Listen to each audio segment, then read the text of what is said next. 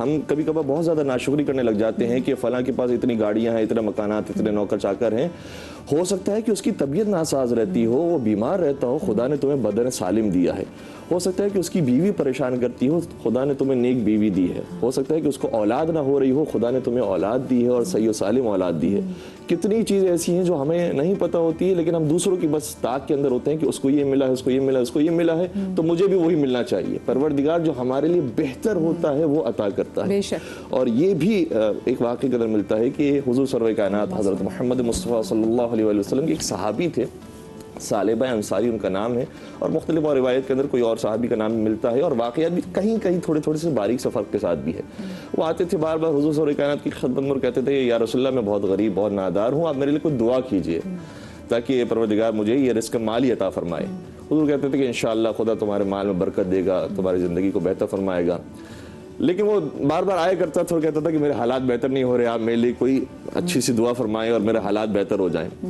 تو جب حضور نے دیکھ لیا کہ اس کو جو اپنی ابھی حالت ہے یہ اس پر راضی نہیں ہے اور بہت زیادہ اصرار کر رہا ہے، تو حضور صلی اللہ علیہ کائنات نے بعض روایتوں کے مطابق دعا فرمائی اور بعض کے مطابق اپنے صرف 2 درہم دے دیے اور کہا کہ اس سے تم تجارت شروع کرو. 2 درہم سے اس نے بکریاں لی، یعنی ایک بکری لی، ایک بکری سے پھر دوسری بکری ہوئی، اس کے اندر گلوں میں اضافہ ہوا، ریوڑ بڑھنا شروع ہوا.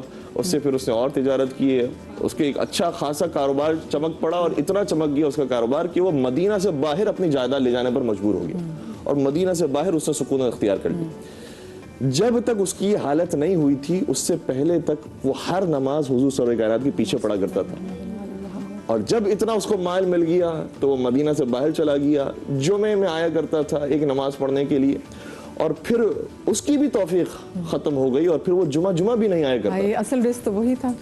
اور پھر حضور صلی اللہ علیہ وسلم نے جب اس کی مالی حالت کو ایسے دیکھا تو کہا کہ زکوٰۃ کا حکم آ گیا ہے، لہٰذا اس سے بھی زکوٰۃ وصول کی جائے. تو جب وہ زکوٰۃ لینے کے لیے عاملین نے زکوٰۃ کو بھیجا کیا تو اس نے کہا کہ یہ تو میرا مال ہے. جو آئے ہوئے تھے افراد ان کو کہا کہ یہ تو میرا مال ہے، میں اپنے مال سے کیوں کسی کو کھلاؤں، اور زکوٰۃ دینے سے بھی حتیٰ انکار کیا. اور بعض نے کہا ہے کہ حتیٰ حضور صلی اللہ علیہ وسلم کی رحلت فرمانے کے بعد بھی جو خلفاء کے زمانہ آیا اس میں بھی اس سے زکوٰۃ طلب کی گئی، تب بھی اس سے انکار کیا. اللہ اکبر. تو ایسے معاملات بھی ہوتے ہیں کہ ابھی جس زندگی میں ابھی ہم موجود ہیں نہیں معلوم ہے کہ کتنی توفیقات اور کتنے خیرات ہمارے پاس موجود ہیں. اسی کے اوپر قناعت کرتے ہوئے اور اسی کے اندر بہتری لانے کی کوشش کریں کہ جب دین خدا کے راستے پر بھی چلنے والے ہوں اور مالی اعتبار سے بھی کوشش کریں کہ اپنے گھر والوں کو اچھا کھلانے والے ہوں، اپنے آپ کے اوپر اچھا صرف کرنے والے ہوں. یہ بھی قرآن کریم کی آیت ہے کہ کلوا واشربوا ولا تسرفوا، کھاؤ پیو لیکن اسراف نہ کرو.